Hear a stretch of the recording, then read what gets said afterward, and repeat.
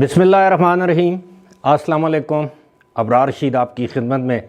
एक मरतबा फिर हाज़िर है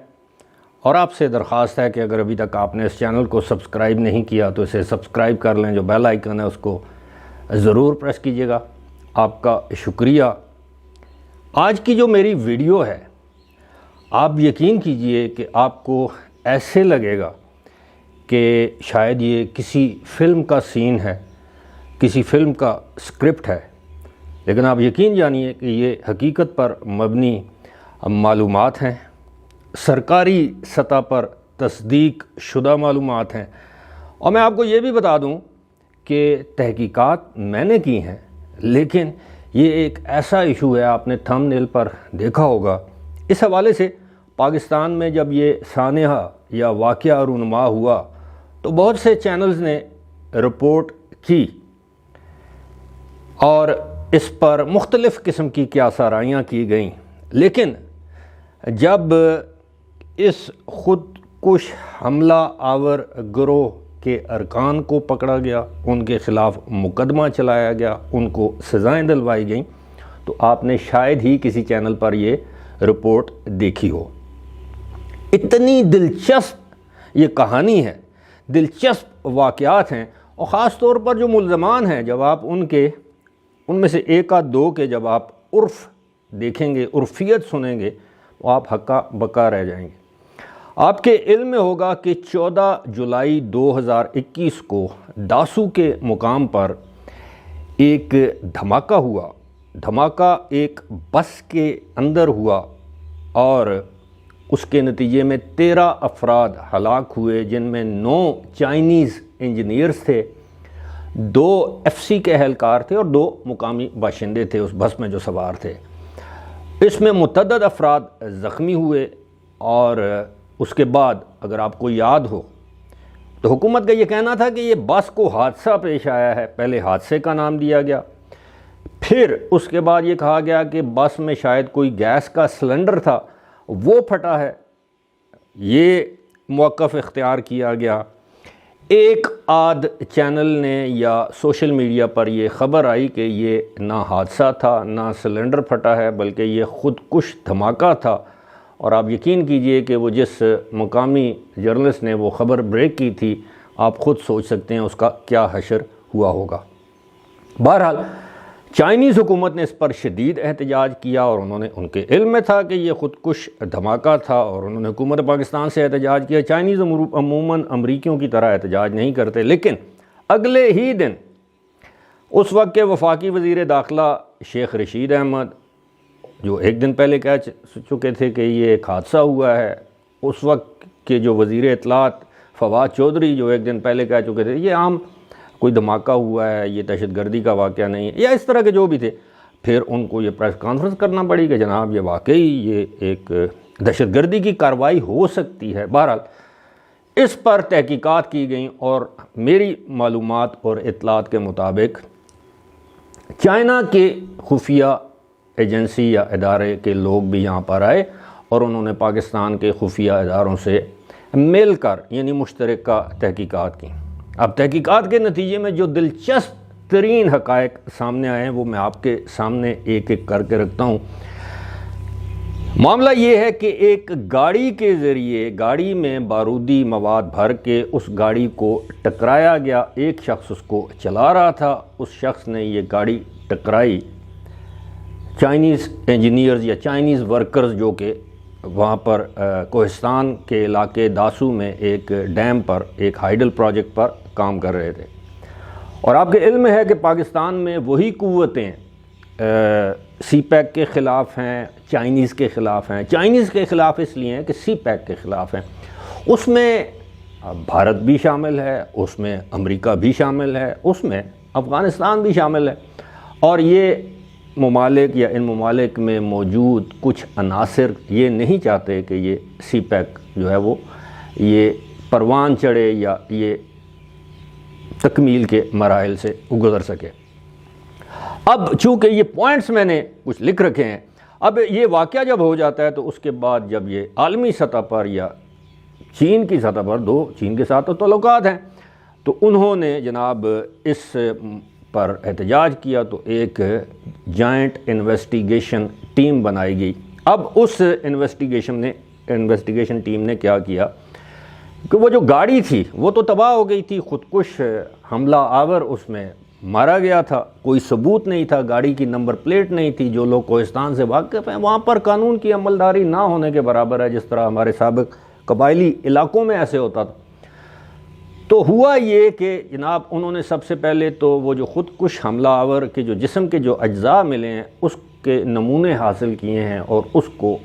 اس کا ڈی این اے کروایا گیا ہے کہ جناب یہ پاکستانی ہے، اس کا پاکستان میں کوئی وجود ہے نہیں ہے، یہ کس ملک سے اس کا تعلق ہے، وغیرہ وغیرہ۔ بالآخر دیکھیں کتنا بھی بڑا چور کیوں نہ ہو، کتنا ہی سمجھدار چور کیوں نہ ہو، یا جو بھی جرائم پیشہ جو لوگ ہیں کیوں نہ ہو، وہ بالآخر کوئی نہ کوئی ایسا ثبوت نشان چھوڑ دیتے ہیں جس کی وجہ سے بالآخر قانون کے ہاتھ ان تک پہنچ جاتے ہیں۔ اس معاملے میں بھی ایسا ہی ہوا کیا، اس گاڑی پر ایک سٹکر لگا ہوا تھا اور اس پر لکھا ہوا تھا کہ چمن 2 بارگین سینٹر، چمن 2 یعنی چمن اور 2۔ اور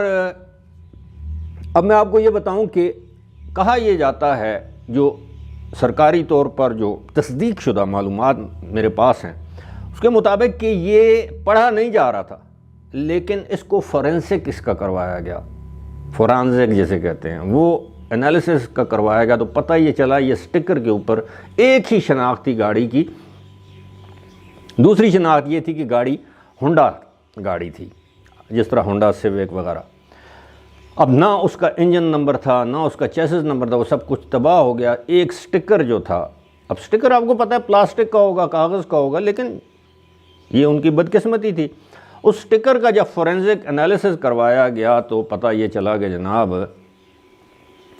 یہ اس پر لکھا ہوا ہے چمن 2 بارگین سینٹر۔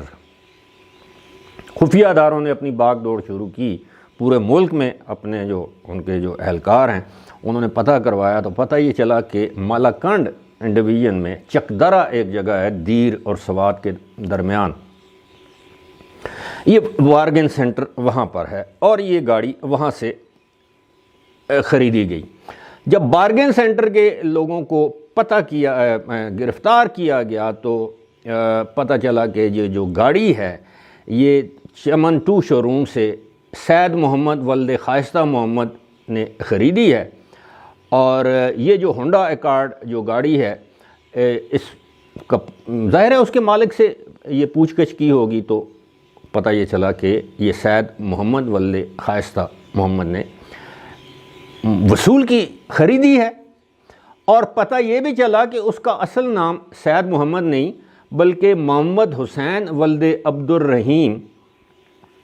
سکنہ سپین پوڑا مٹا سوات، یہ وہاں کا رہائشی ہے۔ اس کا جس نام سے اس نے گاڑی خریدی ہے وہ اس کا اصلی نام نہیں تھا۔ اب آپ دیکھیے کہ کہاں سے کہاں معاملہ چلا گیا۔ اب مقدمہ جب اس ملزم کو محمد حسین ولد عبد الرحیم کو گرفتار کیا جاتا ہے تو اس کے کہنے پر ایک اور شخص محمد ایاز اور پھر فضل ہادی نامی افراد جو ملزمان ہیں ان کو گرفتار کیا جاتا ہے۔ اب یہ جب ملزمان گرفتار کیے گئے تو کڑی سے کڑی ملتی گئی، تو ان کی نشاندہی پر مزید جب ان سے تفتیش کی گئی تو دیگر ملزمان، اب یہ ذرا دلچسپ ذرا بات سنیے، دیگر ملزمان طارق عرف بٹن خراب، نام طارق ہے، بٹن خراب یہ اس کی عرفیت ہے، کہ پہلے کبھی آپ نے یہ نام سنا ہے؟ خیر جی، یہ طارق عرف بٹن خراب اور میاں سید محمد، شوکت علی، عبد الوہاب، انور علی، محب اللہ عرف عرفان، عمر زادہ اور خالد عرف شیخ، یہ خالد عرف شیخ جو ہے یہ خودکش بمبار تھا۔ انہوں نے دوران تفتیش یہ سارے نام بتائے اور یہ بتایا کہ جناب یہ جو ملزم ہے محمد حسین جس نے وہ گاڑی خریدی تھی، اس نے یہ گاڑی جو ہے وہ اپنی نگرانی میں 7 ماہ تک اس نے گاڑی جو ہے وہ اپنے پاس رکھی اور جگہ کی ریکھی کرتا رہا۔ اس کے بعد جناب یہ میں آپ کو یہ بھی بتا دوں کہ 10 نومبر 2022 کو اس مقدمے کا تو فیصلہ سنایا گیا،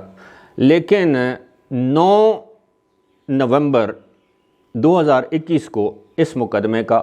چالان عدالت میں جمع کرایا گیا، انسداد دہشت گردی عدالت ہزارہ ریجن جو کہ ایبٹ آباد میں ہے۔ یہاں پر یہ بتایا جائے کہ جو 6 ملزمان ہیں وہ اس کے گرفتار کیے گئے، اور جو باقی جو ملزمان ہیں وہ ابھی تک گرفتار نہیں ہوئے، اور وہ باقی جو ملزمان ہیں وہ 4 ہیں، جن میں فضل ہادی ہیں، عبدالوہاب ہے، انور علی اور شوکت علی۔ معاف کیجیے گا، یہ اب میں اس کی طرف آتا ہوں، یہ اس کو آپ حذف ہی سمجھیں، باقی ملزمان جو ہے وہ گرفتار نہیں کیے گئے۔ اب یہ مقدمہ چلایا گیا، اس مقدمے کی خفیہ طور پر جو ہے وہ سماعت ہوئی، یعنی پبلک سماعت نہیں ہوئی، اللہ بہتر جانتا ہے ایبٹ آباد جیل میں ہوئی، ہری پور جیل میں ہوئی، کیونکہ ان ملزمان کی گرفتاری کو ظاہر نہیں کیا گیا تاکہ میڈیا پہ یہ نہ، ان کے جو دیگر ساتھی ہیں وہ ہوشیار نہ ہو جائیں۔ اب ہوتا کیا ہے کہ 10 نومبر یہ گزشتہ مہینے 2022 کو ان میں سے 2 ملزمان محمد حسین اور محمد ایاز کو 13 مرتبہ، کیونکہ اس میں 13 افراد مارے گئے تھے، 9 چائنیز، 2 FC کے اہلکار اور 2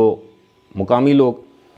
13 بار ان کو انسداد دہشت گردی کی عدالت نے سزائے موت سنائی، 15 لاکھ روپے جرمانے کا حکم سنایا گیا، جبکہ 4 ملزمان، یہ ذرا بات ذہن میں رکھیے گا، 4 ملزمان فضل ہادی، عبدالوہاب، انور علی اور شوکت علی کو شک کی بنا پر بری کر دیا گیا۔ اب جو جن ملزمان کو بری کیا گیا ہے، CTD یعنی کاؤنٹر ٹیررزم ڈپارٹمنٹ جو ہے اس نے ان کے بریت کے خلاف ہائی کورٹ میں اپیل دائر کر دی، جبکہ جو دیگر جو ملزمان وہ ابھی تک جو ہے وہ مفرور ہیں اور ان کی گرفتاری کی کوشش کی جا رہی ہے۔ اب یہ تو معاملہ سارا آپ نے سن لیا کہ کتنا زبردست کام کیا گیا، اور ان جو دہشت گردی میں ملوث جو گروہ تھا، جو خودکش حملہ آور تھا، وہ گرفتار ہوئے۔ ظاہر ہے ان سے معلومات حاصل ہوئی ہوں گی زبردست قسم کی، لیکن ایک چیز میں آپ کو یہ بتاؤں کہ اگر اس میں چینی انوالو نہ ہوتے، صرف پاکستانی ہوتے، تو میں یقین سے کہہ سکتا ہوں کہ یہ اتنی تندئی سے یہ کام نہ ہوتا، اتنی جلدی ان کو مقدمہ چلا کے سزائیں نہ دی جاتی۔ شروع میں تو ہم نے اس پر مٹی پاؤ والی پالیسی اختیار کر لی تھی، یہ تو چائنیز شہری مارے گئے تو پھر چین کی حکومت نے دباؤ ڈالا، تو پھر ہم نے کہا کہ نہیں، پھر ان کے بھی، یہ تو ظاہر ہے حکومت تو اس بات کا اعتراف نہیں کرتی، نہ مانتی ہے، لیکن ہمیں معلوم ہے کہ چینی انٹیلیجنس یا خفیہ ادارے کے جو لوگ ہیں وہ یہاں پر آئے، انہوں نے سارے ثبوت اکٹھے کیے، انہوں نے پاکستانی اداروں کی معاونت کی، میں یہ نہیں کہتا کہ انہوں نے تفتیش انہوں نے کی، معاونت کی، جو بھی پاکستان کو ٹیکنیکل سپورٹ حاصل تھی۔ کہنے کا مقصد یہ ہے کہ اگر پاکستانی ادارے چاہیں، CTD ہے، پولیس ہے، دیگر جو ڈپارٹمنٹ ہیں، اگر وہ یہ چاہیں تو وہ کسی بھی کیس کو حل کر سکتے ہیں۔ پاکستانی ادارے اگر چاہتے تو لیاقت علی خان کے اصل قاتلوں تک پہنچا جا سکتا تھا، پاکستانی ادارے اگر چاہتے تو مرتضیٰ بھٹو کے قاتلوں تک پہنچا جا سکتا تھا، یا ان عوامل یا ان لوگوں تک پہنچا جا سکتا ہے کہ پیچھے کون سے عوامل کار فرمات ہیں۔ پاکستانی ادارے اگر چاہتے تو بے نظیر بھٹو کے قاتلوں تک، اصلی قاتلوں تک کھرا لگایا جا سکتا تھا۔ پاکستانی ادارے اگر چاہیں تو عمران خان کے اوپر ہونے والے حملے کے اصل ملزمان تک پہنچا جا سکتا ہے۔ پاکستانی ادارے چاہیں تو ارشد شریف کے قاتلوں تک ضرور پہنچا جائے گا، کیونکہ ان میں اہلیت کی بالکل کمی نہیں ہے۔ بات یہ ہے کہ اگر کوئی شخص، کوئی ادارہ اپنے ضمیر کے مطابق کوئی کام کر رہا ہو تو بدقسمتی ہماری یہ ہے کہ کوئی نہ کوئی خفیہ ہاتھ اسے وہ کام کرنے سے روک دیتا ہے۔ اب اس طرح کی مزید تحقیقاتی خبروں، رپورٹوں، واقعات کے ساتھ گاہے بگاہے آپ کی خدمت میں حاضر ہوں گا اس طرح کی ویڈیوز کے ساتھ۔ فی الحال مجھے دیجیے اجازت، خدا حافظ۔